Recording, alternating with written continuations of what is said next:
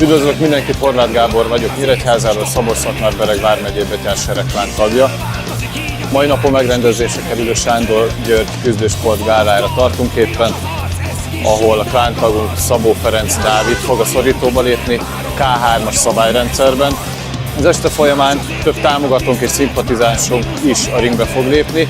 Külön kiemelném Jakab Szilárdot, a Jakab Muay Thai edzőterem tulajdonosát, aki teljes bedobással, messzélességgel Dávid mellé állt, segítve a felkészülését.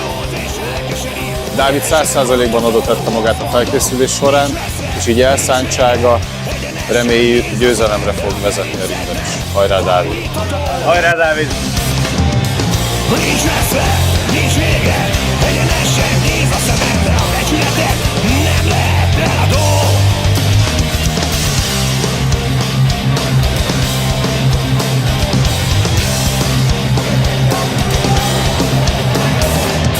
Akad itt némi behatás, mi könnyen élt el.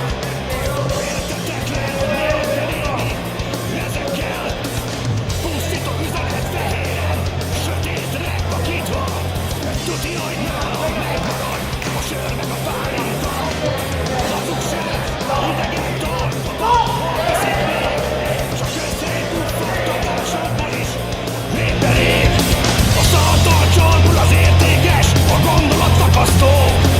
És nem érdekel, hogy hol bankolsz, de nincs is ilyen szó. Azt mondom, nincs messze, nincs vége. Ne csak legyen semmi.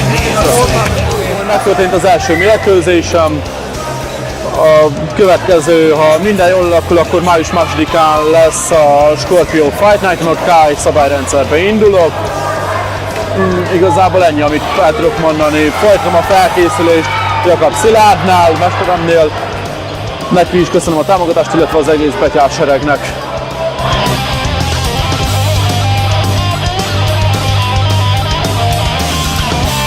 Dávid elkezdett járni hozzám edzésre, és ő harcos akar lenni.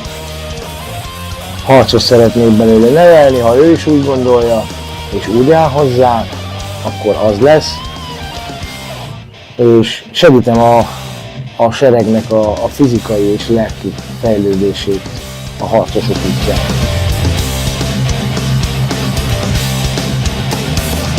Az állványkodása megszokott a balli táborban, és fegyverként Tisztelte üdvözlöm a Betyár sereg TV nézőit! nem divat, hiába új a trend. Csak remélem, hogy helyreáll a fejekben a rend. A tisztesség olyan dolog, mint belül hordozunk. A sírig visszük magunkkal, és sosem változunk. Mikor megszületünk, ki volt jelölve az egyenes út. Sziasztok, Tóth László vagyok, szabadúszó a sportok körében. Voltam már naturál testépítő, erőemelő, slap fighter az Arbitro gálán, illetve Muay Thai-oztam egy darabig. Május 2-án fogok indulni szintén pofozásban.